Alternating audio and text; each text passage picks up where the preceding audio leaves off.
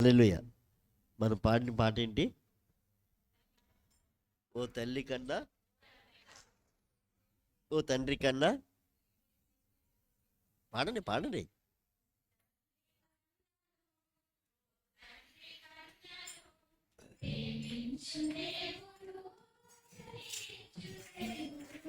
ఓహో.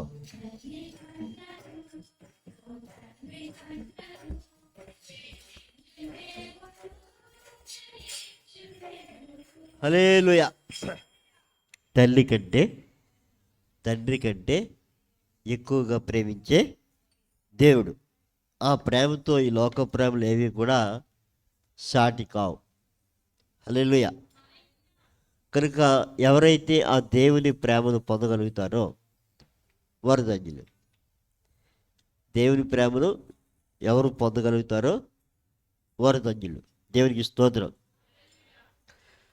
బైబిల్ గ్రంథం అంతా కూడా ఎన్ని విషయాలు రాసినప్పటికీ కూడా దేవుని ప్రేమ అనేది బైబిల్ అంతట్లో కూడా మనకు కనబడుతూ ఉంటుంది. దేవునికి స్తోత్రం. అది ఎంత ప్రేమ అంటే ఏ ఒక్కరు కూడా ఆ ప్రేమను ఏం చేయలేరు, వర్ణించలేరు. సింపుల్గా అనేసరి కదా, దేవుడు లోకాన్ని ఎంతో ప్రేమించాడు, ప్రేమించి లోకానికి యేసునిచ్చాడు.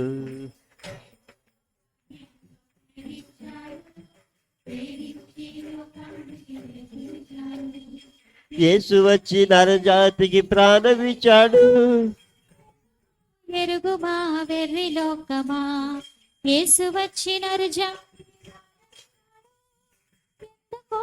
ఎరుగుమా వెర్రి లోకమా. దేవుడు లోకాన్ని ఎంతో ప్రేమించాడు, ప్రేమించి లోకానికి యేసునిచ్చాడు.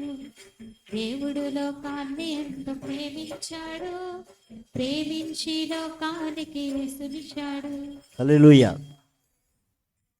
హల్లెలూయా. దేవుడు గతించిన పునరుత్థానం నుంచి ఇంతవరకు కాచిన దేవదేవునికి మహిమ ఘనత ప్రభావములు కలుగునుగాక.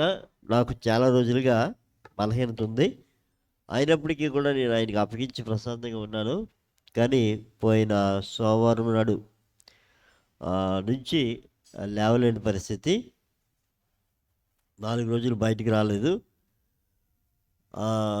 ఆలోచిస్తూ ఉంటే కొదువైంది ఏంటని చూస్తే ప్రార్థన కొదువైంది అనిపించింది. మొన్న తిట్టేశాను ఇంట్లో, మనిషి దగ్గర ఉండి ప్రార్థన చేయకుండా మీరు ఏవేవో చేస్తే ఎందుకు, మొట్టమొదట మనిషి దగ్గర ఉండి ప్రార్థన చేయాలి అని. చాలామంది బిడ్డలు వచ్చి శుక్రవారం నాడు ప్రార్థన చేశారు, కానీ అది సరిపోదు. గత రాత్రి దైవజనులు బిల్లు గారికి ఫోన్ చేసినప్పుడు ఆయన ప్రార్థన చేశారు. ఆయన ప్రార్థన చేయగానే మ్యాక్సిమం రిలీఫ్ వచ్చింది. ఈ వారం రోజులు కూడా ఒక రకమైన డెవిలు నేను చూస్తూ ఉన్నాను, భయంకరమైన కళలు. కానీ నేను మర్చిపోతూ ఉన్నాను. పాములు ఇంట్లో ఉంటే ఉంచండి పర్వాలేదు, మళ్ళీ ఏమి చేయమని చెప్తున్నాడట మామూలుగా కల్లో. అయితే రాత్రి ఆయన ప్రార్థన చేసిన తర్వాత అసలు అవి మన ఇంట్లో ఎందుకు ఉండాలి అనే ఆలోచన కలిగింది. నా పక్కన ఎవరు ఉండి మాట్లాడుతుంటే నేను వింటూ ఉండేవాడిని. అయితే రాత్రి దైవజనులు ప్రార్థన చేసిన తర్వాత మ్యాక్సిమం విడుదల కలిగింది. తెల్లవారుజామున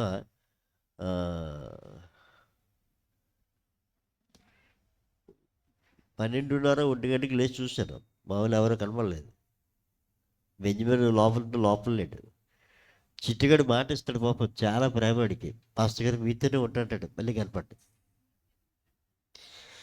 చాలా ప్రేమ చేస్తాడు అప్పుడు వాడికి. మీతోనే ఉంటాడు పాస్టర్ గారు, రాత్రి మీతోనే ఉంటాడు. ఉంటాడు కదా ఏమో, కానీ నేను అమ్మాయిలు బయట పడుకుంటే ఆడికి కనపడ్డా. మరి ఏ ప్రేమ నాకు అర్థం అవ్వట్లేదు. దేవునికి స్తోత్రం. రాత్రి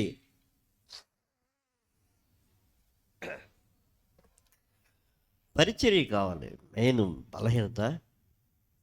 కానీ ఆ సమయంలో ఎవరు కనబడలేదు. కానీ ప్రభువుకు ప్రార్థన చేసినప్పుడు దైవజనుల ప్రార్థన ద్వారా కలిగిన విడుదలని చూశాను. ఉదయానికి చాలా ఫ్రీ అయిపోయింది. ఈ శరీర బలహీనత ఉన్నా కానీ ఆత్మీయంగా మాత్రం నేను చాలా ధైర్యపరచబడ్డాను. దేవునికి స్తోత్రం. హల్లెలూయా. తప్పనిసరిగా నాకు ఏం అవసరం అనిపించిందంటే పెద్దలు ప్రార్థన. హల్లెలూయా. దాన్ని బ్యాక్ బోన్ అంటారు. మనందరి జీవితంలో కూడా ఏదో అవసరం ఉంటే బ్యాక్ బోన్ ప్రేయర్, వెన్నుముక.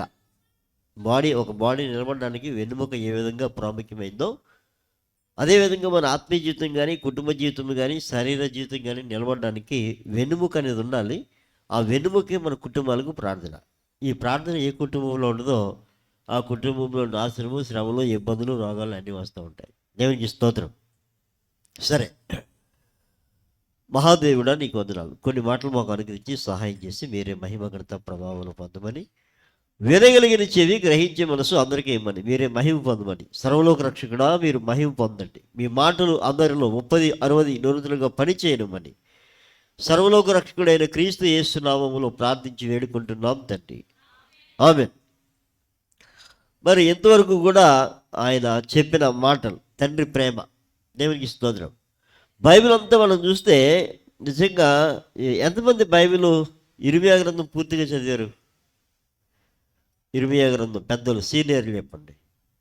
ఇర్మియా గ్రంథం నేను పూర్తిగా చదివాను అన్నవాళ్ళు. పూర్తిగా కూడా అక్కర్లేదు, కనీసం ఒక 10 అధ్యాయాలు. కొన్ని ఎహిస్కేల్ నేను చదివాను అన్నవాళ్ళు ఎవరైనా చదవలేదా? చావండి, ఏదైనా స్పూన్ తెచ్చుకొని ఆ స్పూన్లో పడి చావండి, గ్లాస్ కానీ. హల్లెలూయా. బైబిల్ అర్థం కావాలంటే చదవాలి, ప్రార్థన చేయాలి. బైబిల్ గ్రంథంలో ఉన్న దైవజనులు అందరినీ కూడా మనం ఆలోచన చేస్తూ ఉంటే, ఈ ప్రపంచం కొరకు మనం పడిన ప్రయాస, ప్రపంచం కొరకు దైవజనులు పడిన ప్రయాస వర్ణనాతీతం. ఏ ఒక్కరు కూడా దాన్ని వర్ణించలేరు. దేవునికి స్తోత్రం. దైవజనుడైన ఇర్మియా ఆయన ప్రార్థన చేస్తూ అంటాడు, దేవా నా కనులు కన్నీటి ఓటలు గాను, నా తల జలమయముగాను ఉండును గాక అంటాడు. కన్నులు ఎలా ఉండాలంట? ఆయన దేవుడి సన్నిధిలో ప్రార్థన చేస్తున్నాడు. ఆయన ప్రార్థన ఎలా ఉండాలంట? కన్నులు ఎప్పుడూ కన్నీరు కారుస్తూ ఉండాలంట, తల ఎప్పుడు కూడా ఏమైపోవాలి? జలమయం అయిపోవాలి. మనకి యాక్చువల్గా కన్నీళ్ళు వస్తే కన్నీళ్ళు రావడం మనకు తెలుసు, కానీ జలమయం అయ్యే ప్రార్థన మనకి ఇప్పుడు అనుభవం లేదనుకుంటున్నాను నేను. ఉందంటరా? నేను ప్రార్థన చేస్తుండగా నా తల జలమయం అయిందని నేను చెప్పగలిగిన వారు ఎవరైనారా? హల్లెలూయా. కన్నీటి ఓటలు మాత్రమే కాదు, తల కూడా జలమయమై ప్రార్థన వస్తుంటుంది. యేసు ప్రభు వారు ప్రార్థన చేస్తూ ఉంటే ఒలీవల తోటలో ఆయన చెమట భూమి మీద పడుతూ రక్త బిందువులుగా పడుతుందట. రక్త బిందువులుగా. దేవునికి స్తోత్రం. ఆయన చెమట పడుతుంది రక్త బిందువులుగా. స్తోత్రం. తలంతా ఆ ఫ్యాషన్ ఆఫ్ క్రైస్ట్ సినిమా ఏదో తీసాడు. నిజంగా ఆ సన్నివేశం చూస్తుంటే గుండె పగులుతూ ఉంటుంది అనమాట.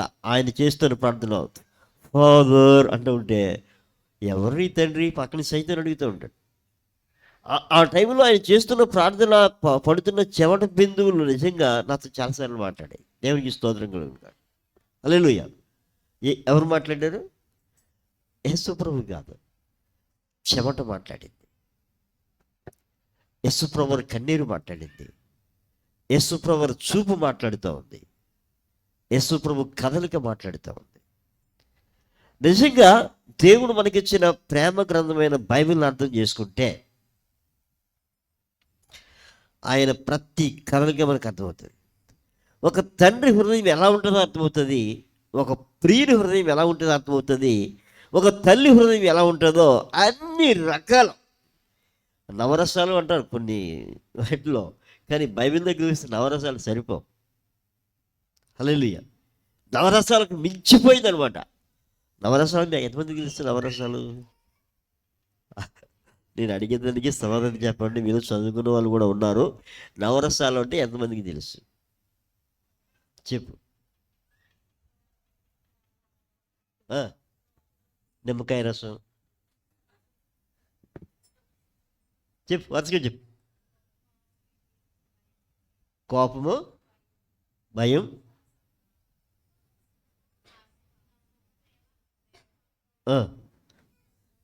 రైట్. మీరు కొంతవరకు వచ్చారు. దేవునికి స్తోత్రం. భరతనాట్యము, కూచిపూడి, కథాకళి తెలిసిన వాళ్ళకి ఇవి బాగా తెలుస్తాయి. హల్లెలూయా. అంటే ఈ నాట్య అనుభవము. రెండవది గాత్రం, పాడే అనుభవం ఉన్న వాళ్ళకి నవరసాలు అంటే ఏంటో తెలిస్తే ఆ డ్యాన్స్ చేసేటప్పుడు వాళ్ళు ఫీలింగ్స్ పెడతారు. ఈ డ్యాన్స్ పెట్టేప్పుడు ఫీలింగ్ కూడా ఆ, నేను ఒక సినిమాలో చూశాను. పాట పాడుతూ ఉంటుంది, ఆమె పెద్ద ప్రప టాప్ హీరోయిన్ అనమాట. పాట పాడుతూ ఉంటే పంచభూతములు అనే మాట ఎత్తుకుంటుంది. పంచభూతములు అంటే ఇది 5 దెయ్యాలు ఏ విధంగా ఉంటాయో ఆ టైప్లో. పంచభూతములు అనేసరికి ఏం పడుతుంది, 5 రకాల దెయ్యాలు వాటి భీకర శోభను ఎలా చూపించాలో పాడుతూ ఉంటుంది. అప్పుడు అక్కడికి హీరో వస్తాడు, త్రాగుబోతు హీరో. ఏం పాడావు, ఏం చేసావు డ్యాన్స్ నువ్వు అని అడుగుతాడు. నీకు అంత తెలుసా అని అడుగుతుంది. వాడిని కొట్టడానికి చూస్తారు. ఆ పంచభూతములు అనే సన్నివేశాన్ని డ్యాన్స్లో చూపిస్తాడు ఆయన. పంచభూతములు అంటే దెయ్యాలు కాదు, ప్రకృతి సంబంధమైన శక్తి, వాటి ప్రేమని. దేవునికి స్తోత్రం. అంటే అర్థం కావాలంటే అక్షరార్థం వేరు, ఆత్మీయార్థం వేరు. మనకి బైబిల్ 2 రకాలుగా అర్థం కావాలి. ఒకటి అక్షరార్థం కావాలి, రెండవది ఆత్మీయార్థం కావాలి. కొందరికి అక్షరార్థం అవుతుంది కానీ ఆత్మీయార్థం కాదు.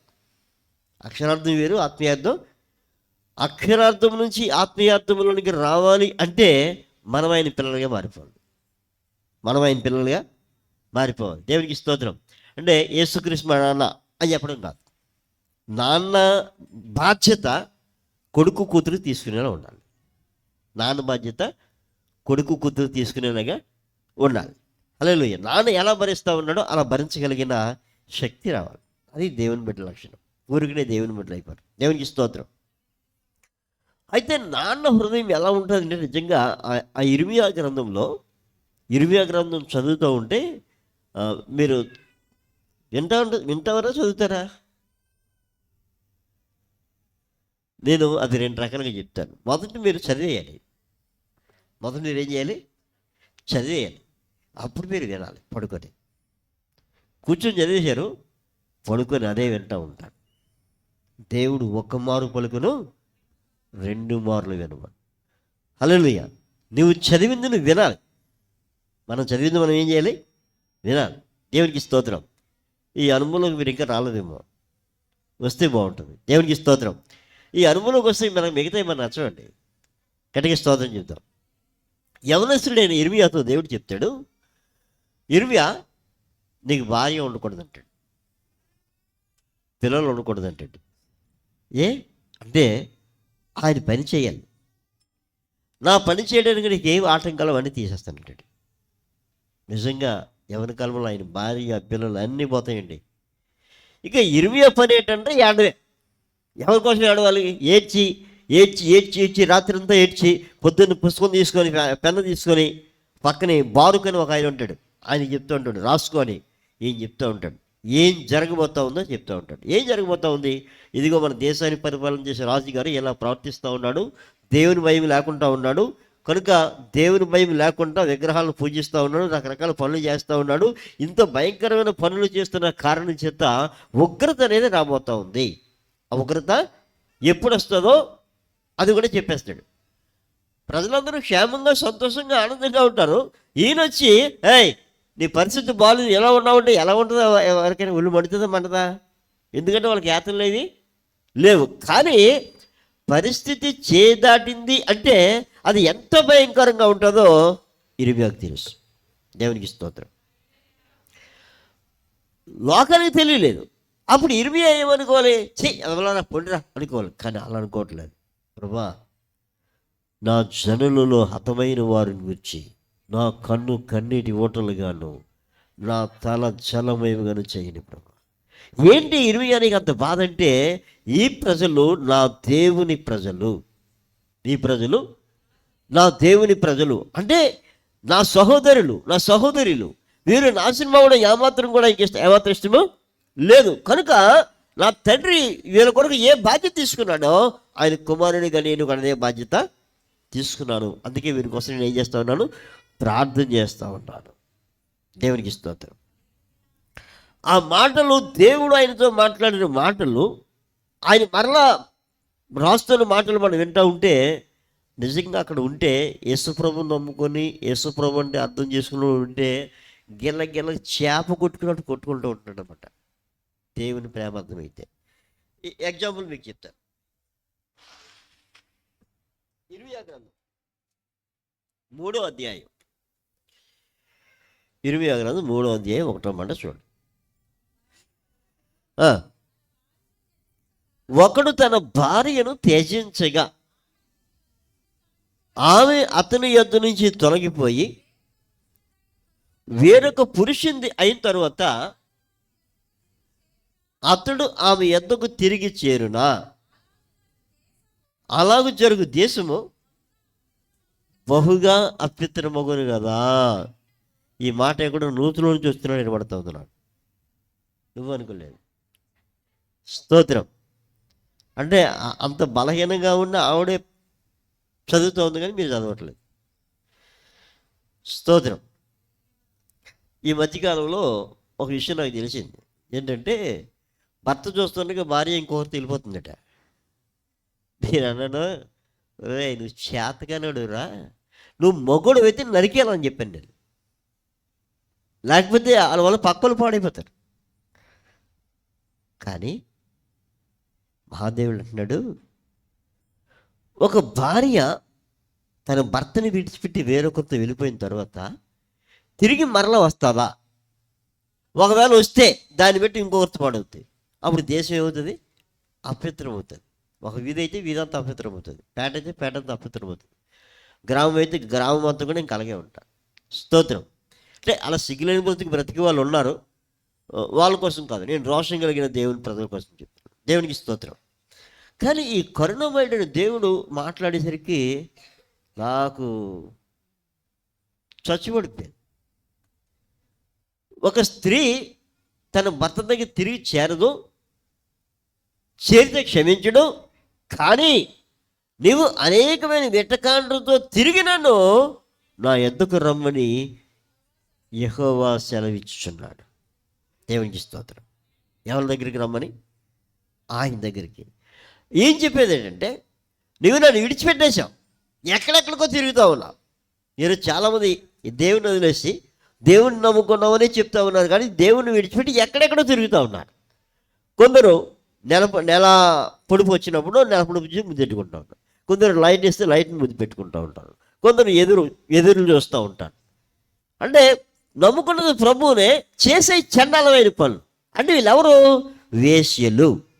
కానీ ఇలాంటి వేశ్యలను కూడా ఆయన ఏం చేస్తున్నాడు? ప్రేమిస్తున్నాడు. నువ్వు అనేకమైన వెటకాండ్రతో తిరిగినను రమ్మనైనా సెలవిస్తున్నాడు. ఏంటిది? ఇలాంటి పనికి వల్ల ఆయన అంటున్నాడు, నా పోలిక వారు, నేనే వారిని కన్నాను. చూడు, నా అరచేతిలో వారు చిక్కున్నారు, అందుకనే వారు నేను క్షమిస్తా ఉన్నాను. ఎప్పటి వరకు క్షమిస్తాడు? ఎప్పటి వరకు? విధి నిర్ణయం కాకమునిపే. దేవుని కోపాగ్ని మన మీదకి రావడానికి ముందే. స్తోత్రం. అది వచ్చిందంటే కష్టం. ఎప్పుడు వస్తుందో తెలియదు. ఎప్పుడు వస్తుందో? హల్లెలూయా, హల్లెలూయా. దేవుని కోపం ఎప్పుడు వస్తుందో? ఒకరోజు వచ్చింది దేవుని కోపం. మోషే అంటాడు, మోషే తప్పుకో నువ్వు. ముందు మోషే అన్నాడు, నేను కానీ కన్నాను వీళ్ళందరూ నేనే, నాకేంటి ఈ బాధ అని దేవుడిని అడిగాడు. కానీ దేవుడు ఏదో కొన్ని మాటలు చెప్తే శాంతించాడు. ఇప్పుడు దేవుడే అంటున్నాడు, మోషే నువ్వు తప్పుకోవాలి నేను చెప్పేస్తాను అంటున్నాడు. చిరాకు వచ్చింది ఆయనకి. ప్రభువా, జీవ గ్రంథంలో నుంచి నా పేరు తీసేసిన పర్లేదు, కానీ వీళ్ళు చావడానికి నేను ఒప్పుకొని అంటున్నాడు. ఎందుకు ఒప్పుకోవు?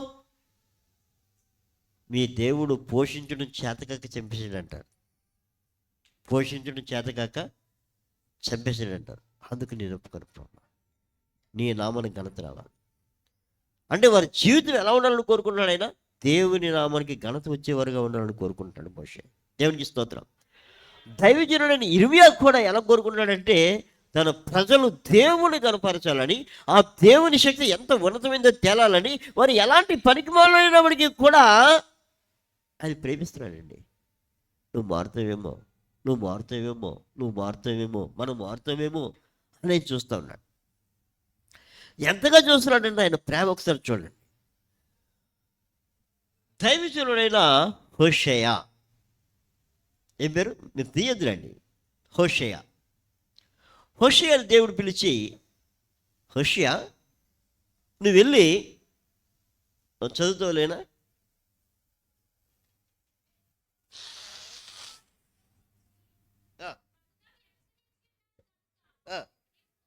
నీవు పోయి వ్యభిచారం చేసే స్త్రీని పెండ్లాడి. ఆగండి, ఈయనెవరు? దైవజనుడైన ఇర్మియా, దైవజనుడైన హోషేయ. దైవజనుడు వెళ్ళి చండాలందని పెళ్లి చేసుకుంటాడా? చేసుకోవచ్చా? చేసుకోకూడదు. దేవునికి స్తోత్రం. కానీ దేవుడు చెప్తా ఉన్నాడు, హోషే నువ్వు వెళ్ళి ఫలానా స్త్రీ, ఏం పేరమ్మా ఆవిడ పేరు? దిబ్రాయిము కుమార్తె అయిన గోమెరు అనే స్త్రీని నువ్వు పెళ్లి చేసుకోవాలి అన్నాడు ఆయన. దేవునికి స్తోత్రం. ఎవరిని పెళ్లి చేసుకోమన్నాడు? వ్యభిచారంలో పొరులాడుతున్న ఒక స్త్రీని వెళ్ళి హోషే పెళ్లి చేసుకున్నాడండి. వెళ్ళి పెళ్లి చేసుకున్నాడు. 3 పిల్లలు పుట్టారు. పిల్లలకి పేర్లు కూడా పెట్టాడు. ఇంతగా చాలా ప్రేమగా చూసుకుంటా ఉన్నాడు. ఒకరోజు భర్తను విడిచిపెట్టేసి ఇంకొకటితో వెళ్ళిపోయింది. భర్తను విడిచిపెట్టేసి ఇంకొకటితో వాడు వాడుకొని, ఇక నీతో నాకు పని లేదని చెప్పి పో బయటికి అన్నాడు. ఎక్కడికి వెళ్తుంది? నిన్ను బేరం పెట్టేస్తానని చెప్పి రోడ్డు మీద తీసి బేరం పెట్టేసాడు. ఎవడైనా కొనుక్కుంటే కొనుక్కోండి, ఎంత ఇస్తారో చెప్పండి అన్నాడు. ఈవిడ మాకు తెలిసిలే అంటున్నాడు. ఎంత ఇస్తారో చెప్పండి. ఏమి ఇస్తారు? డబ్బులు ఏమి ఇవ్వరు. ఒకడేమంటాడు 1/2 కేజీ బార్లీ ఇస్తానంటాడు. ఎంత? 1/2 కేజీ బార్లీ అంటే ఆవిడ వాల్యూ ఎంత? 1/2 కేజీ బార్లీ. ఆలోచించండి ఎంత ఘోరంగా ఉందో. భర్త అంటాడు, ఆడంటాడు, హే ఇంకా చాలా అందంగా ఉంది, మీ బలం ఉంది, మే ఇంకా పిల్లల్ని కూడా కనగలదు. ఆవిడకి 1/2 కేజీ బార్లీ కంటే ఎక్కువేమో, అంతే ఆవిడ విలువ. వెనక్కి వెళ్ళడానికి అవకాశం లేదు, భర్త దగ్గరికి వెళ్ళలేదు, పిల్లల దగ్గరికి వెళ్ళలేదు. ఎవడైతే ప్రియుడిగా చేసుకుని వాడుతూ వచ్చిందో వాడుతూ ఉండే ఛాన్స్ లేదు. మరలా దేవుడు అంటాడు, హోషేయ ఇశ్రాయేలీయులు ద్రాక్ష పండ్ల అడలను కోరి ఇతర దేవతలను పూజించినను యెహోవా వారిని ప్రేమించినట్లు. ఎలాగమ్మా? మళ్ళీ చెప్పమ్మా. ఇశ్రాయేలీయులు ద్రాక్ష పండ్ల అడలను కోరి ఇతర దేవతలను పూజించినను యెహోవా వారిని ప్రేమించినట్లు దాని ప్రియునికి ఇష్టురాలై వ్యభిచారణీయగు దాని యొద్దకు నీవు పోయి దానిని ప్రేమించుము. కాగా చాలమ్మా. దాన్ని మళ్ళీ ఏం చేయాలట? ప్రేమించాలట, వెళ్ళిదని తీసుకోవాలట. 15 తులముల వెండి. ఒక్క నిమిషం, మధ్యలో ఇంకా చిన్న స్టోరీ ఉంది. అప్పుడు ఆ అమ్మాయి చెప్పిన ఉపమానాలు అయిన మనకి టైం లేదు. ఇప్పుడు ఆవిడ తెచ్చుకోవాలంటే నువ్వు ఆవిడ కొనుక్కోవాలన్నాడు ఆయన. ఎంత కొనుక్కోవాలి? 15 తులముల వెండి. అమ్మా ఎవలు? 7 తుముల ఏదుమా. ఏదుమా అనేది ఒక లెక్క. మనకి తవుడు మాంటికి ఎలాగో ఒక గిన్నె ఉంటుందో అలాగా తీసుకొని ఎవలో అంటే బార్లీ. ఇల్లు అక్కడికి వెళ్ళి ఆ షేరుడుకు బయటికి వెళ్ళి దాంతో బార్లీ ఇచ్చి 15 తులాల వెండిచ్చి కొని తెచ్చుకుంటున్నాడు. నిజానికి ఆవిడ వాల్యూ ఎంత? సమాజంలో ఆవిడ వాల్యూ ఎంత? 1/2 కేజీ బార్లీ. 1/2 కేజీ బార్లీ బతుకు కలిగిన దీనికి ఈయన ఎంత ఇస్తా ఉన్నాడు? ఎంత రేటు పెంచేసాడో చూడండి. అంటే ఇంకెవడు కొనడానికి అవకాశం ఇంకా? ఎవడైతే 1/2 కేజీ ఈడెత్తాడంటే కేజీ ఇంకొకటి ఎత్తాడు. కానీ ఇతను వచ్చి 15 తులాలు వెంటనే ఇస్తాడు. మరో 7 యావలు ఇస్తా ఉన్నాడు. దేవుడికి స్తోత్రం. ఆడికి పొరపాడైపోయింది, అమ్మినోడికి. ఈవిడికి పొరపాడైపోయింది. నిజంగా అక్కడ సన్నివేశం చూస్తే ఇలా ఎత్తుకొని తీసుకుని వస్తూ ఉంటాడండి. ఏంటిది అని అడిగితే అక్కడ అర్థమైన విషయం ఏంటంటే, దేవుని ప్రజలైన ఇశ్రాయేలీయులు ఆ వ్యభిచారి ఎలా బ్రతికిందో దేవుని ప్రజలు కూడా అలాగే బ్రతుకుతూ ఉన్నారు. అటువంటి జనాల్ని ఆయన కొనుక్కుంటా ఉన్నాడు ఆయన రక్తం చేత. ఏం చేత? ఆయన రక్తము చేత, క్రీస్తు యేసు రక్తము ద్వారా చెడిపోయిన మనల్ని ఏం చేశాడు? కొనుక్కున్నాడు. కారణం ఏంటంటే అదే దేవుని ప్రేమ. దేవునికి స్తోత్రం. ఇలా ఎవరైనా ప్రేమించగలరా? ఆయన ప్రేమించిన విధం చూడండి. చెడిపోయాము అని ప్రేమిస్తూ ఉన్నాడు. 4:1 ఎహెజ్కేలు, ఇర్మియా.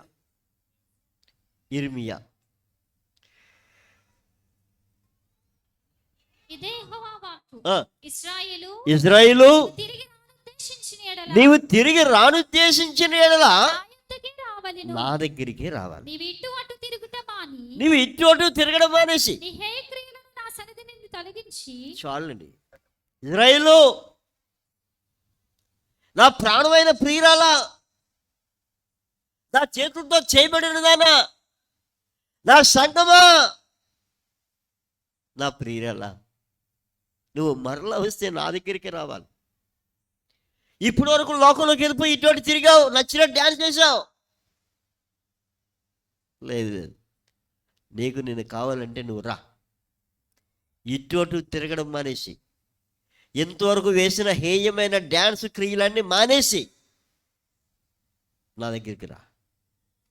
నీ అవిశ్వాసాన్ని నేను బాగు చేస్తాను. దేన్ని? భ్రష్టులైన పిల్లలారా తిరిగి రండి, మీ అవిశ్వాసాన్ని నేను. ఏమి తండ్రి అండి, మన పిల్లలు తప్పు చేస్తే మనం కోపం వచ్చేస్తా ఉంది, చెదగొట్టేస్తా ఉన్నాం. నేనైతే నరికేస్తానంటున్నాను.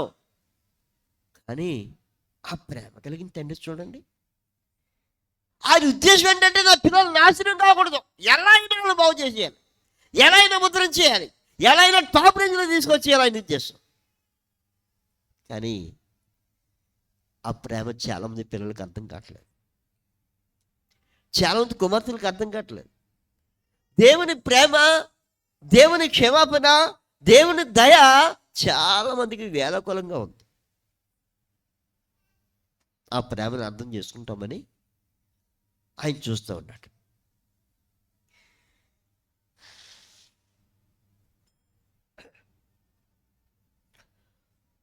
దేవుడు కొన్నిసార్లు, చాలామంది అనుకుంటారు, పాస్టర్ గారు మీరు ఎలా చెప్పండి వాళ్ళకి బుద్ధి వస్తుంది అంటే, వాళ్ళు ఎవరో చెప్తే వాక్యం చెప్పేలా ఉంటుంది చాలామంది ఉద్దేశంలో. కానీ దేవుడు అలా చెప్పడు. దేవుడు ప్రతి స్థితిని, పరిస్థితిని చూపిస్తాడు. ఒకరోజు దైవజనుడైన ఎహెజ్కేలు పిలిచాడు. ఒకసారి చూద్దాం అన్నమాట. 8వ అధ్యాయం మొదటి వచనం. ఎహెజ్కేలు 8 మొదటి వచనం. 6వ సంవత్సరము 6వ నెల 5వ దినమున నేను నా ఇంట కూర్చొని ఉండగాను, నేను నా ఇంట్లో కూర్చొని ఉండగా, యూదా పెద్దలు నా ఎదుట కూర్చుండి ఉండగాను, యోధా పెద్దలు నా ఎదుట కూర్చొని ఉండగా, ప్రభువైన యెహోవా హస్తము నా మీదకి వచ్చెను. ప్రభువైన యెహోవా హస్తము నా మీదకి వచ్చాను. అంతటా నేను చూడగా అగ్నిని పోలిన ఆకారము నాకు కనబడెను. అగ్నిని పోలిన ఆకారము నాకు కనబడెను. నడుము మొదలుకొని దిగువకు అగ్నిమయమైనట్టుగాను, నడుము మొదలుకొని పైకి తేజోమయమైనట్టుగాను, కరుగుచున్న అపరంజి అయినట్టుగాను ఆయన నాకు కనబడెను. మరియు చెయ్యి వంటిది ఒకటి ఆయన చాపి నా తల వెంట్రుకలు పట్టుకొనగా ఆత్మ భూమి ఆకాశముల మధ్యకు నన్నెత్తి నేను దేవుని దర్శనములను చూచుచుండగా యెరూషలేమునకు ఉత్తరం వైపున ఉన్న ఆవరణ ద్వారము దగ్గర రోషము పుట్టించు విగ్రహ స్థానములో నన్ను దించెను. దేవునికి స్తోత్రం.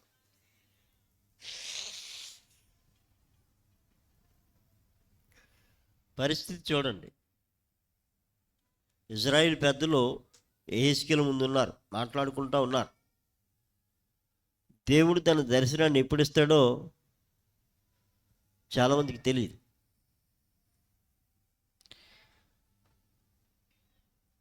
అటువంటి సమయంలో దేవుడు దర్శనం ఇచ్చి, దేవుడు ఆయన రూపం ఎలా ఉందో, ఆయన ప్రభావ దర్శనం ఎలా ఉందో చూపించి,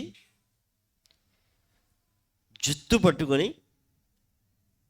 ఇలా పట్టుకొని భూమి ఆకాశం మధ్యలోకి అలా తీసుకుని వెళ్ళి యెరూషలేములో దేవాలయం ఎక్కడుందో ఆ దేవాలయం దగ్గర ఆయన దించాడు. దేవునికి స్తోత్రం. ఎక్కడ దించాడు? దేవాలయం దగ్గర. అక్కడ ఏం జరుగుతూ ఉంది అని చూస్తే ఏం జరుగుతుందమ్మా?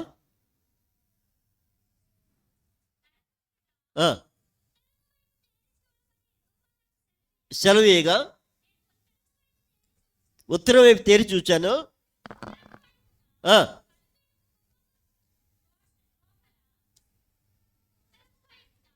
చదువు.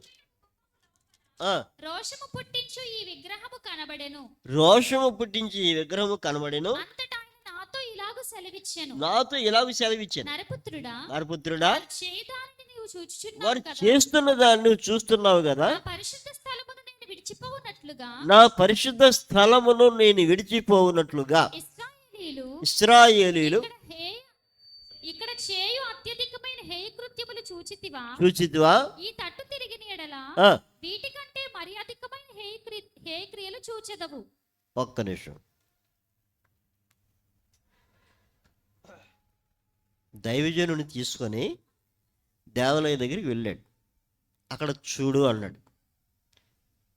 అక్కడ ఒక చండాలం కనబడుతుంది. ఏంటి ఆ చండాలం అని చూస్తే ఇశ్రాయేలీయులు అందరూ కూడా గోడకున్న బొమ్మలను పూజిస్తూ ఉన్నారు. బొమ్మలకి ధూప దీపములు సమర్పిస్తూ ఉన్నారు. అది దేవునికి ఎలా కనబడింది? హేయక్రి చండాలంగా కనబడింది. ఎలా కనబడింది? ఏ పెద్దలని చెప్పాను నేను? ఇశ్రాయేలీయులు, బయట వాళ్ళు కాదు. అక్కడి నుంచి నాయన ఈ పక్క తిరిగితే ఎంతకంటే చండాలని చూపిస్తాను అన్నాడు. మరో పక్క చూసాడు. అక్కడ కూడా అక్కడ ఏం జరుగుతుంది?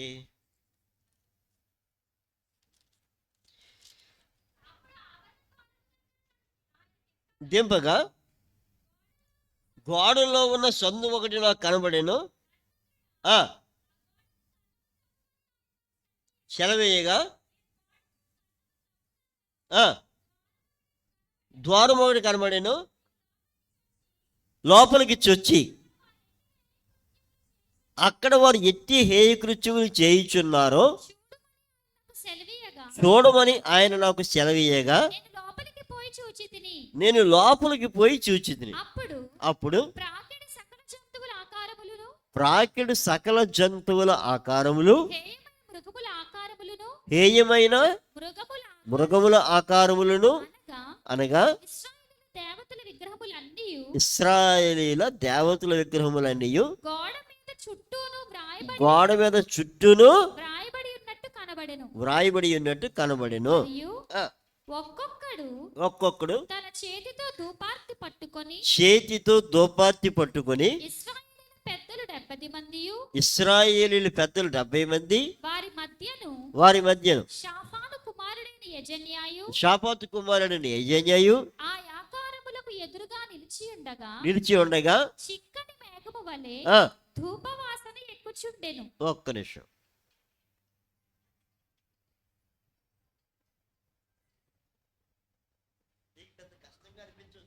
అనిపించకపోవచ్చు, కానీ దేవుడు ఇచ్చే సన్నివేశాలు చెప్తున్నాడు. దైవజనుని తీసుకుని వెళ్ళాడు, విషయాలు చూపించాడు, దానికి కణం కొట్టన్నాడు. గోడ కణం కొట్టిన తర్వాత మరొక ద్వారం కనబడింది. అలా ఇల్లు అన్నాడు. అక్కడ వారు ఏం చేస్తున్నారంటే ఇజ్రాయిల్ పెద్దలు 70 మంది ఉన్నారు, కొందరు యాజకులు ఉన్నారు, ధూపార్తి పట్టుకున్నారు, ధూపం వేస్తూ ఉన్నారు. ఏం చేస్తున్నారు? ధూపం వేస్తూ ఉన్నారు. హల్లెలూయా. ఇది ఎలాంటి క్రియ అంటే దీని మించిన హేయ క్రియ అన్నాడు. దీని ముందు ఒక క్రియ చూపించాడు, అది చాలా చండాలం అయింది. దాని మించిన చండాలం క్రియ అన్నాడు. స్తోత్రం. మీరు ఇంకా కిందకు వచ్చేసరికి ఇంతకంటే చండాలని ఇంకోటి చూపిస్తానన్నాడు. అదేమిట్రా అని అక్కడికి వెళ్తే అక్కడ మందిరంలో ఉన్న స్త్రీలందరూ కూడా 25 మంది స్త్రీలు తమ్మూజి దేవత కోసం ఏడుస్తూ ఉన్నారు. ఎవరి కోసం? వారు ఎక్కడికి వెళ్ళారు? ఏ దేవాలయము? ఎవరు యెహోవా? ఆయన ఒక్కడే దేవుడు. ప్రపంచంలో ఆయన ఒక్కడే దేవుడు. ఆయనే సృష్టికర్త. ఎక్కడికి వెళ్ళారు? గర్వంగా చెప్పవచ్చు. ఎక్కడికి వెళ్ళారు మీరు? హిమాలయానికి వెళ్ళాం. ఏం చేశారు? ఆలయంలో కూర్చొని వీపులేమో ఆయన దగ్గర పెట్టాము, ముఖాలేమో తూర్పున సూర్యునికి నమస్కారం చేస్తాం. ఎక్కడున్నారు వాళ్ళు? వీపు ఎవరికి చూపిస్తూ ఉన్నారు? ముఖం ఎవరికి చూపిస్తూ ఉన్నారు? సూర్యునికి ఏం చేస్తున్నారు? దాని ముందు ఏం చేశారు? విగ్రహాలకు తోపము.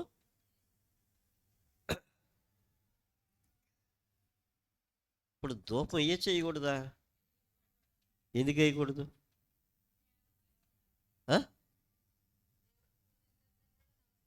వద్దని మరి వాళ్ళు చేస్తున్నారు కదండి. కష్టపడి కోట్ల రూపాయలు వెచ్చించి ఆ విగ్రహాలు పెడుతున్నారు కదా. చెయ్యాలా చేయకూడదా? మరి వాళ్ళు డబ్బులు వేస్ట్ అయిపోతున్నాయి. ఈ మధ్యకాలంలో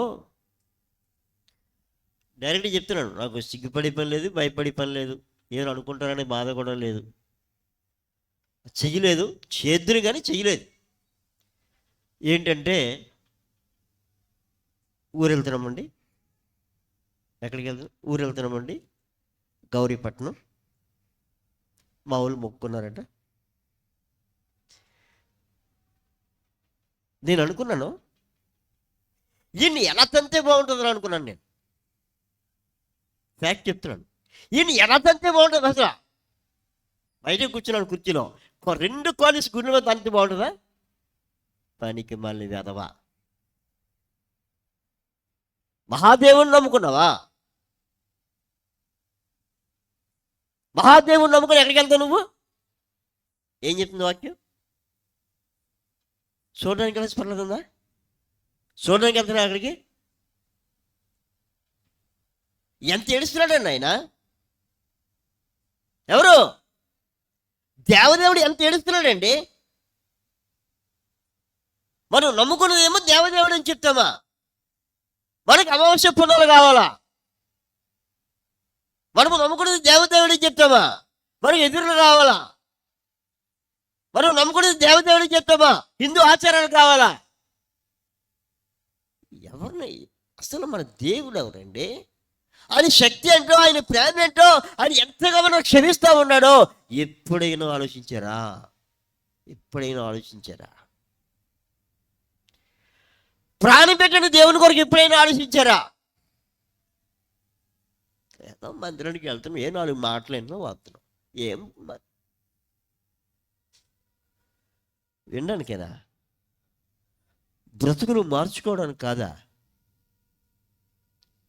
దేవుడి సన్నిధిలో దేవుని మాట విని బ్రతుకు మార్చుకోవడానికి రావట్లేదా? వినడానికి వస్తున్నామా? నేను బాప్తిజం పొందలేదు, పర్లేదండి. బాప్తిజం పొందకపోతే పర్లేదా? వాళ్ళకండి నీకే డేంజర్. దేవుని స్తోత్రం. ఆయన వేదన చూడు. 8:17 అంటాడు, చదవండి. హెచ్కెళ్ళి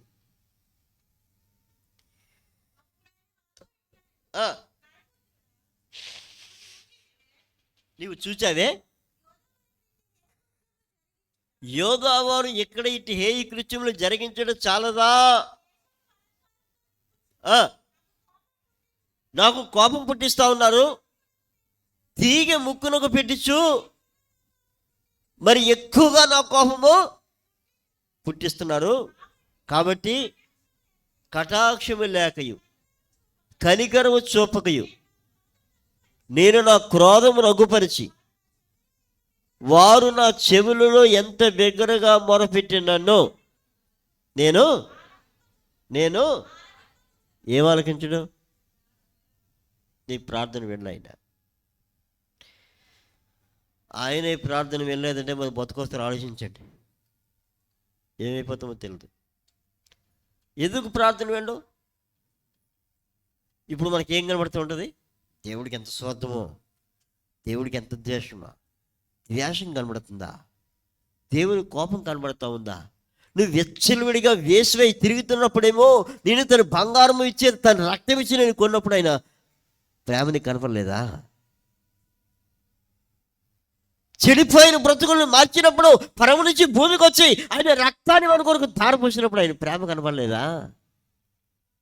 ఆయన తిడితే ఎన్నిసార్లు గద్దించినా లోబడకపోతే హఠాత్తుగా నాశనం అవుతావంటే నీకు బాధ అనిపించిందా? నీ కోసం నా కోసం ఆయన పడిన ప్రయాస, ఆయన ప్రేమ, ఆయన ఎంతోమంది దైవజనులు ఏర్పాటు చేసి ఈ నాశనం అయిపోతున్న ప్రజల కొరకు ప్రార్థన చేయడానికి మీరు ఉన్నారయ్యా, ఈ ప్రజల కోసం మీరు మీ పిల్లల్ని కూడా వదిలిపెట్టండి అని చెప్పి దైవజనుల జీవితాలని కూడా దేవుడు త్యాగం చేయించి ప్రజల కొరకు ప్రార్థన చేయిస్తున్న, హెచ్చరిక చేయిస్తున్న దినాలు మనకి కనబడట్లేదు. కానీ కుదరంటారు దేవుడు నమ్ముకున్నాక ఏమైంది? దేవుడు ఎవడికి అలా చేస్తానని చెప్పలేదు. దేవుని నమ్ముకుంటే కూలి లేకుండా చేస్తానని చెప్పలేదు. దేవుని నమ్ముకుంటే ఉద్యోగం లేకుండా చేస్తానని చెప్పలేదు. ఆకాశ పక్షులు చూడండి, ఎత్తువు కొయ్యవు కోటల్లో కూర్చుకోవు, నేను వాటిని పోషిస్తాను, మీరు వాటికంటే శ్రేష్ఠులు అన్నాడు ఆయన. హల్లెలూయా, హల్లెలూయా. మరి పరిస్థితులు ఎందుకు అలా వచ్చాయి? మనం ఆయన మాట వినట్లేదు. మనం ఆయన మాట మరి ఎవరి మాట వింటా ఉన్నాం? మన ఇష్టం, నా ఇష్టం. ఎక్కడ నీ ఇష్టం? అగ్నిగుణములు చలదు. దేవునికి స్తోత్రం. ప్రియులరా, దేవుడు అంటాడు ఒక్క క్షణం మాత్రమే నేను కోపగించాను. ఒక్క క్షణం అంట. ఎంతసేపు? ఆ క్షణ కోపమే నీకు ఎంతో బాధ అనిపిస్తూ ఉంటే ఆయన అంటాడు నిత్యమైన వాత్సల్యముతో నీకు కృప చూపుచున్నాను అంటాడు. బా, అది కనపట్లేదా? ఈరోజు మన స్థితి ఎలా ఉంది? నమ్ముకున్నది ప్రభునే, మన దేవుడు గొప్పడని చెప్తా ఉన్నాం. మన ప్రవర్తన ఎలా ఉంది? మన మాట తీరు ఎలా ఉంది? మన చూపు ఎలా ఉంది? యేసు ప్రభు నమ్ముకొని మన ఇరుగు పొరుగుతో మనం మాట్లాడే మాట తీరు ఎలా ఉంది? ఎప్పుడైనా ఆలోచించావా? నేను నమ్ముకున్నది ఆకాశాన్ని భూమిని కలిగించిన దేవుని నమ్ముకున్నాను. ఆ దేవుడు నన్ను పాపం నుంచి, శాపం నుంచి విడిపించడానికి పరమ నుంచి భూమికి వచ్చేసాడు. ఆయన రక్తంలో కడగబడ్డానికి, ఆయన రక్తంలో నేను కడగబడ్డానికి. ఆయన రక్తం లేకపోతే మానవాళికి పాపక్షమాపణ లేదు. ఆయన అక్కడే ఉండి ఆయన క్షమించలే. నేను క్షమించడానికి నీ కొరకు ఆయన శిక్షను భరించాడు. మన కొరకు ఆయన శిక్షను భరించి ఈ లోకానికి వచ్చాడు. ఆయన ఈ లోకానికి వచ్చి మన శిక్ష భరించాడు. ఎంతగా నా కొరకు, నా మాట కొరకు, నా క్రియల కొరకు ఆయన ఎంతగా ఆయన శిక్ష అనుభవిస్తే ఇంకా మన నోటి మాట మారకపోతే ఎలాంటి బ్రతుకులండి? గాయాలు రేపేవారమా? మనం గాయాలు కట్టేవారమా? ఆయన గాయాలు కడతాను అన్నాడు, కానీ ఆయన గాయాల్ని మనం రేపుతా ఉన్నాం మన మాటలతో. ఎవరైనా ఇద్దరు బాగుంటే వారలేం, ఎవరైనా క్షేమంగా ఉంటే చూడలేం. ఏమిటండి మన జీవితాలు? ఆయనేమో నేను ఎంతో, దేవుడు లోకముని ఎంతో ఆ ప్రేమైన అద్వితీయమైన ఈ లోకాన్ని చూడడానికి ఎంతో సంతోషపడి మనందరం కూడా ఆయన అంటాడు, ఒక ఆయన అంటాడు, ఏమీ ఎరుగని పువ్వులారా ఐదారల్లా పాపల్లారా. ఒక విప్లవ కవి ఒకటి అందాన్ని గురించి మాట్లాడుతున్నాడు ఆయన. దేవుడు కూడా సర్వ శరీరులు గడ్డి పువ్వులే ఉన్నారన్నాడు. వాటి అందం కోసం మాట్లాడుతూ ఉన్నాడు. అంటే ఎంతో ప్రకృతి ఎంతో ఇష్టం ఆయనకి. ఆ ప్రకృతిలో ఉన్న మనం ఆయనకి ఎంతో ఇష్టం. కానీ మనం ఎలా ఉన్నాం? దేవుని సన్నిధిలో అందరము పువ్వులమే, కానీ కొన్ని పువ్వులు విషాన్ని చిమ్ముతూ ఉన్నాయి. సంవత్సరం ఒక్క కోపం అనుకుంటాను, 10 సంవత్సరాలకు ఒక్క కోపం కొన్ని పువ్వులు. కానీ ఆ పువ్వు ఎక్కడ ఉంటుంది? అక్కడ విషం చిమ్ముతూ ఉంటుందట. చూడడానికి పువ్వే అది, కానీ విషాన్ని విరజిమ్మే పువ్వు. మీ ఎవరికైనా తెలిసిన పువ్వు కోసం యూట్యూబ్లో గుర్తు వచ్చేస్తుంది ఈజీగా. డైలీ కాసే పువ్వు కాదు అది. సంవత్సరానికి ఒకటి, 10 సంవత్సరాలకు కాస్తుంది పువ్వే, కానీ విషాన్ని విరజిమ్మే పువ్వు. మనందరం పువ్వులమే. ఎలాంటి పువ్వులు అయ్యాం? పరిమళమైన పువ్వులమై ఉన్నామా, లేకపోతే దుర్గంధ సహితమైన పువ్వులమై ఉన్నామా? ఇశ్రాయేలు, నువ్వు ఎలాంటి కాపు కాసావు? నువ్వు ఎలాంటి కాపు కాస్తా ఉన్నావు? నేను మంచి విత్తనముగానే విత్తాను కదా, కానీ శ్రేష్టమైన దానిగా నేను అడితే జాతిహీనపు ద్రాక్ష వల్లి అయిపోయేవే. ఎలా అయ్యావు? ఎంత బాధపడుతున్నాడండి ఆయన. హల్లెలూయా. ఎందుకు మన కొరకు ఆయన బాధపడుతున్నాడంటే ఒకే ఒక కారణం, నేను ప్రేమిస్తున్నాడు. ఏం చేస్తున్నాడు? మనల్ని ప్రేమిస్తున్నాడు. ఎంతగా ప్రేమిస్తున్నాడు? ఎంతగా ప్రేమిస్తున్నాడు? ఆయన ప్రేమించినట్టుగా ఈ ప్రపంచంలో ఎవరు మనల్ని ప్రేమించలేరు. మనం ఆయన్ని ప్రేమిస్తే, జీసస్ ఐ లవ్ యూ అని మనం చెప్పగలిగితే, మనం చేయాల్సింది ఏమీ లేదు. ఆయన ఏం చెప్తాడో అది వింటే. ఆయన చెప్పింది వినకపోతే మాత్రం ఒక భయంకరమైన మాట ఉంది. తల్లిని అపహసించి, చదవమ్మా సామెతల గ్రంథం, సామెతల గ్రంథం. తండ్రిని అపహసించి తల్లి మాట విననొల్లని వారి కన్ను లోయ కాకులు, పక్షిరాజు పిల్లలు దాన్ని ఎవరి కళ్ళు? ఈ సన్నివేశం మీరు ఎక్కడైనా చూసారా? చదవడం కాకుండా చూడడం ఎక్కడైనా? ఎక్కడ చూడలేదా? సినిమాలో కూడా. ఫ్యాషన్ ఆఫ్ క్రైస్ట్ సినిమాలో యేసు ప్రభుతో పాటు ఇద్దరు దొంగలు సిలువ వేయబడతారు. ఒకడు యేసు ప్రభుని వేలగోళం చేస్తూ ఉంటాడు. నువ్వు దేవుని కుమారుడు అయితే నువ్వు రక్షించుకుని మమ్మల్ని కూడా రక్షించవయా అంటాడు. మరొకడు, ప్రభు నన్ను క్షమించు, నీ రాజ్యంలో వచ్చినప్పుడు నన్ను జ్ఞాపకం చేసుకుంటాడు. ప్రభు చెప్తాడు, నేడు నాతో కూడా నువ్వు పరదేశంలో ఉంటావు అంటాడు. రెండో వాడిని ఆకాశం ఎగిరిపోతున్న కాకులు వచ్చి ఆడి పైన, ఆ సిలువు పైన కూర్చొని ఆడి కళ్ళు పొడిచేస్తాడు. ఎవరిని వేలగోళం చేశాడు? తండ్రిని అపహసించి తల్లి మాట, సంఘం మాట వినొల్లని వాడి కన్ను. తల్లి సంఘమే. తండ్రిని అపహసించి తల్లి మాట వినలేని వాని కన్ను లోయ కాకులు పీకుతాయట. ఇంకొక భయంకరమైన అంటున్నది, కారు చీకట్లో వారి దీపం మారిపోద్దట. ఈరోజు తల్లిదండ్రులు అంటే చాలామంది నిర్లక్ష్యంగా చూసే వాళ్ళు ఉన్నారు. ఎలా అని వాళ్ళు ఉన్నారు. ఒకసారి ఒక అబ్బాయి యవనస్తుడు, 19 సంవత్సరాలు, వాళ్ళ నాన్న 2 లక్షల రూపాయలు బండి కొన్నాడు. వాక్యం జరుగుతూ ఉంది.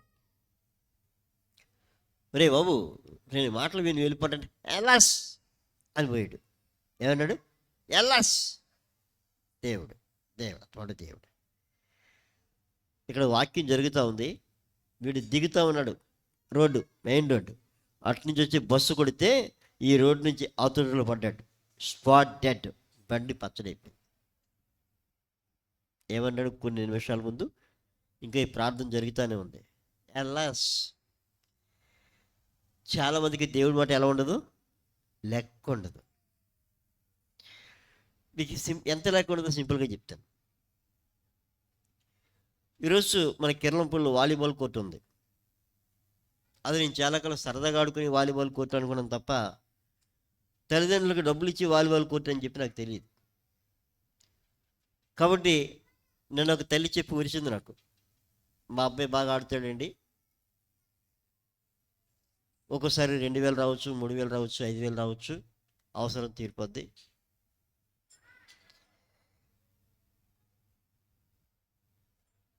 ఇరవై 25 సంవత్సరాల వరకే ఆడగలరు, తర్వాత ఛాన్స్ ఉండదు. బలం ఉన్నంత వరకే. ఆ బలం తగ్గిందంటే వారు ఆటకు పనికిరాడు.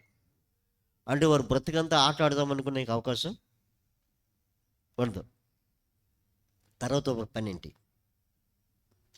హోటల్లో చెప్పులు తీయడం తప్ప ఎందుకు పనికిరాదు.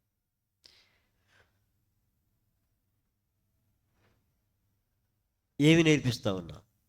ఈరోజు ఆదివారం అంటే ఒకవేళ వాలీబాల్ కోర్టులో ఇవాళ బెట్టింగ్ ఉంటే, బెట్టింగ్ కోసం గుడి మనిషి బ్యాచ్ ఉన్నారు. Yes, betting important. తల్లి లేదు, తండ్రి లేడు. ఫోన్ చేస్తే ఫోన్ రింగ్ అవుతుంటుంది కానీ ఎత్తరు.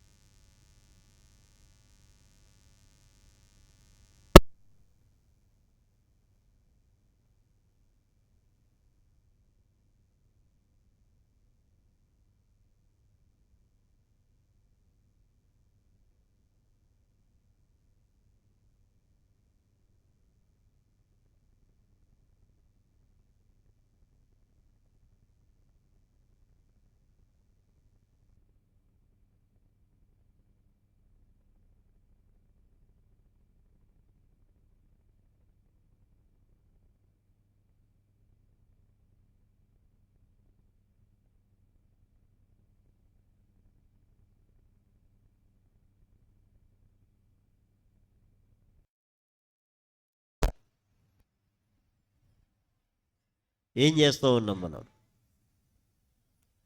వారు ఉన్నతమైన స్థలములను కట్టి ఆయన కోపం కలుగు చేశారంటున్నాడు ఆయన. దేవుడు ఆ కార్యాన్ని చూసి అసహించుకొని వారి మధ్యలోని చెల్లిపోయాడు ఆయన. దేవుడు చెప్పింది చేయకుండా మనుషుల గొప్ప కోసం నువ్వు చేస్తే దేవుడు వెళ్ళిపోతాడు. నీలో నుంచి వెళ్ళిపోతాడు, నీ ఇంట్లో నుంచి వెళ్ళిపోతాడు. ఎందుకు నీ ఇంట్లో ఉండాలి? నీలోనూ భక్తి లేదు, నీలోనూ దేవుని భయం లేదు, నీ పిల్లల్లోనూ దేవుని భయం లేదు. నువ్వు దేవునికి లోబడవు, నీ పిల్లలు ఎలా లోబడతారు? ప్రియ దేవుని జనాంగమా, ఆయన ప్రేమను అర్థం చేసుకోనండి, ఆయన సహనాన్ని అర్థం చేసుకోనండి, ఆయన ఓపికను అర్థం చేసుకోనండి. ఆయన ప్రేమించినంతగా ఈ ప్రపంచంలో ఎవరూ ప్రేమించలేరు.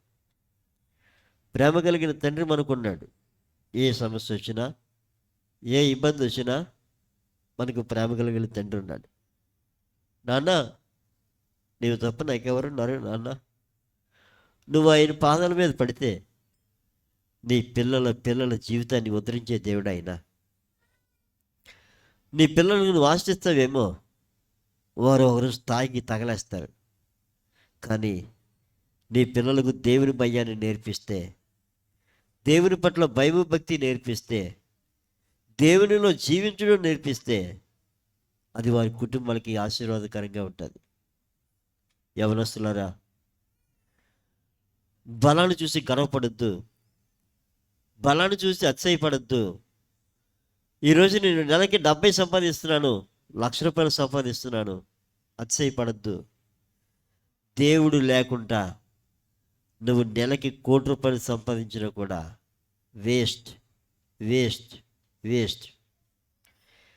ఒకడు సర్వలోకాన్ని సంపాదించుకొని వాడి ప్రాణం పోగొట్టుకుంటే వాడికి ఏం ప్రయోజనం? ప్రియులారా, ఈ లోకంలో నీకు ప్రయోజనం కావాలంటే, నీ బ్రతుక్కి ప్రయోజనం కావాలంటే యేసు అక్కడే.